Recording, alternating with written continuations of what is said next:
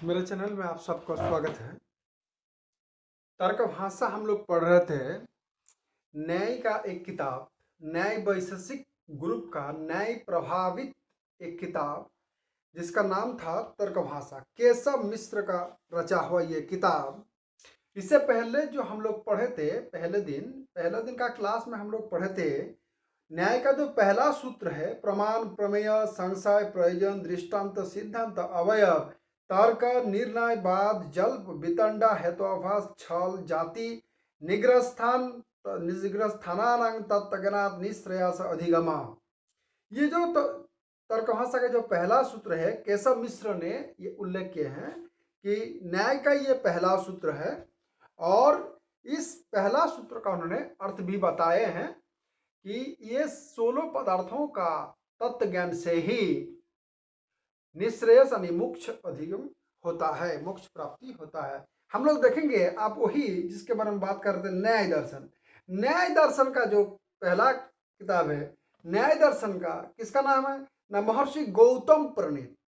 महर्षि गौतम जो है, इन्होंने न्याय दर्शन का प्रवक्ता है और इन्होंने सूत्रों से न्याय दर्शन का पहला किताब रचे हैं। और उनका भाष्यकार कौन है? वात्सायन उनका भाष्यकार। उनका पहला सूत्र जो है, पहला सूत्र वही है, प्रमाण, प्रमेय, संशय आदि आदि ज्ञानांग तत्गणात् निश्रेयस अधिगमा। और इसी का जो भाष्य वात्सायन ने, वो जो पिछले दिन जो हम उल्लेख किए थे, वो बात उन्होंने यही भाष्य में कहे हैं। हम लोग इस किताब को भी पढ़ेंगे, इस किताब को भी अगले तर्क भाषा के दिन हम ये न्याय दर्शन का किताब का हर एक सूत्र एक एक करके पढ़ना शुरू करेंगे। चलिए आइए आज शुरू करते हैं कि न्याय का जो पहला पदार्थ है यानी प्रमाण, प्रमाण पदार्थ निरूपणम। प्रमाण पदार्थ निरूपणम क्या कह रहे हैं? प्रमाण पदार्थ निरूपणम तत्रापि प्रथमम उद्दिष्टस्य प्रमाणस्य तावत लक्षणम उच्यते। उनमें से पहला जो ये है, प्रथम जो पदार्थ है, प्रमाण का लक्षण दे रहे हैं। प्रमाकरणं प्रमाण। प्रमाण किसको कहते हैं ना?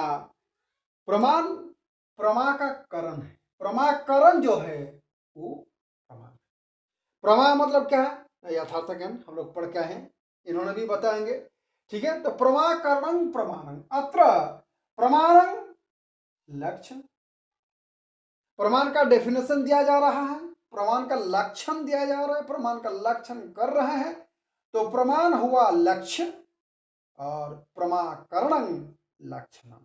प्रमाकरणं लक्षणम, लक्षण मतलब डेफिनेशन।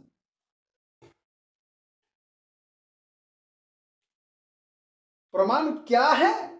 लक्ष्य हुआ प्रमाण। प्रमाण क्या है? कह रहे हैं प्रमाकरण।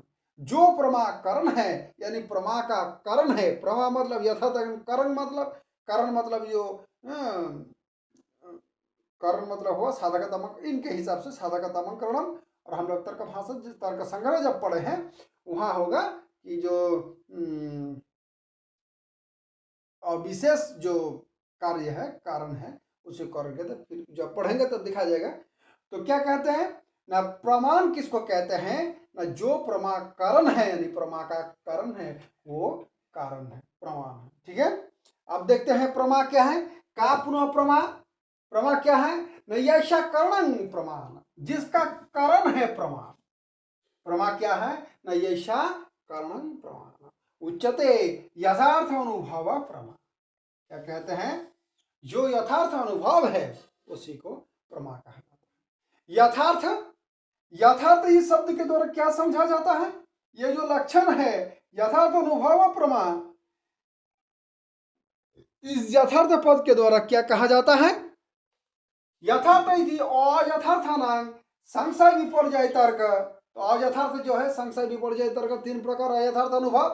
तो ये अयथार्थ तो संशय विपर्जय तर्क ज्ञानानां निराशा, यहां से निराकरण करता है। निराशा मतलब निराकरण करता है, दूरीकरण करता है, ताकि वो अयथार्थ में ना घुस जाए, अयथार्थ में अतिव्यक्ति ना हो जाए। यथार्थ किसको कहते हैं ना? यथार्थ इसलिए प्रयोग किया गया है कि अयथार्थ यानी संशय विपर्जय तर्क, इसमें यथार्थ अनुभव ना हो जाए।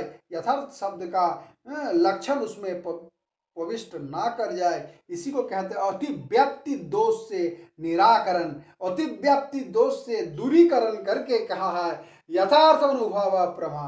और अनुभव शब्द क्यों प्रयोग किया है, इस वाक्य में अनुभव शब्द क्यों यूज किया है? न अनुभव इति स्मृति है निराशा। स्मृति से दूरीकरण, क्या स्मृति से दूरीकरण करने के लिए कहा है अनुभव। तो यथार्थ अनुभव, यथार्थ मतलब न अयथार्थ, और अनुभव मतलब न स्मृति, न अयथार्थ न स्मृति इति अनुभव प्रमा।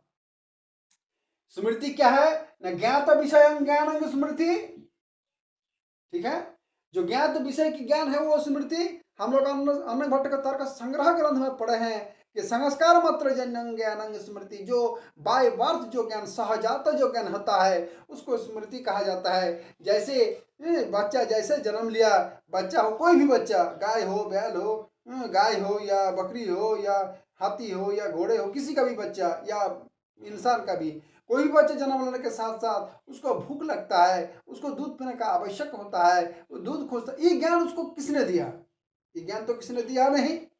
तो ये हुआ सहजात ज्ञान प्रवृत्ति। ऐसा ज्ञात विषय ज्ञान स्मृति, इसी को कहते हैं स्मृति। और अनुभव, अनुभव किसको कहते हैं? न स्मृति व्यतिरिक्त ज्ञानम, स्मृति छोड़कर बाकी जो ज्ञान धीरे धीरे एक्सपीरियंस के द्वारा जो उपलब्ध होने लगता है धीरे धीरे, उसी को कहते हैं अनुभव। तो जो यथार्थ और अनुभव होगा स्मृति छोड़कर, जो यथार्थ भी होगा यानी ज्ञान संशय विपर्य तर्क छोड़कर, जो अनुभव स्मृति छोड़कर और अयथार्थ छोड़कर होगा उसी को प्रमा कहा जाता है। ठीक है, और वही प्रमा का प्रमा है, और वही प्रमा का करण भी है। ठीक है, किंचा पुनः करणम। आप कहते हैं ये करण क्या है? यहाँ जो ऐसा करणम कहा गया है, प्रमाकरणम प्रमाणम कहा गया है, तो प्रमाकरण क्या है? न करण क्या है? साधक तमं करणम, साधक तमक जो पदार्थ है वही करण है। साधक तमक क्या है? न अति सहितं साधकं साधक तमं, अति सहितं साधकं मतलब प्रकृष्टम कारणम, जो प्रकृष्ट कारक है, जो प्रकृष्ट कारण है, जो प्रकृष्ट कारण है उसी को साधक तम कहा जाता है। हम लोग साधक कारण कारक का लक्षण भी यही पढ़े हैं, साधक तमं करणम, यानी पूरा शरीर तो है ही है, पर जब देखते हैं तो पूरा इंसान नहीं देखता है, उसका एक पर्टिकुलर आंख देखता है, चक्षुषा पश्यति। सब कुछ हम लोग करते हैं पर बोलते समय पूरा शरीर नहीं बोलता है, सिर्फ मुंह बोलता है, चलते समय सिर्फ पैर चलता है। तो जो साधक तम पदार्थ होता है उसी को करण कहा जाता है। तो यही कहा इन्होंने, किंचा पुनः करणम न साधक तमं करणम अति स्वैतं साधकम साधक तमं प्रकृष्टं कारणम इत्यर्थ। ठीक है, तो इसका मतलब क्या है? न इसका मतलब यही हुआ, न प्रमा का जो करण जो कहा है, प्रमा करणं प्रमाणम, प्रमा करण जो कहा, तो प्रमा क्या है? यथार्थ अनुभव। प्रमा क्या है? न यथार्थ अनुभव, और करण क्या है? न साधक तमं करणम, जो प्रमा का करण है वही प्रमाण है। ठीक है, तो ये ऐसे ही हुआ, पहला पदार्थ प्रमा, पहला पदार्थ प्रमाण। अब इसका करण का जितना प्रकार भेद है हम लोग करण का भेद पढ़ेंगे, कितना प्रकार करण, करण किसको कहते हैं, करण का भेद कितना प्रकार है वो पढ़ेंगे, और उसके बाद आगे वाला जो पदार्थ आएंगे हम लोग को पढ़ते रहेंगे इसी तरह से।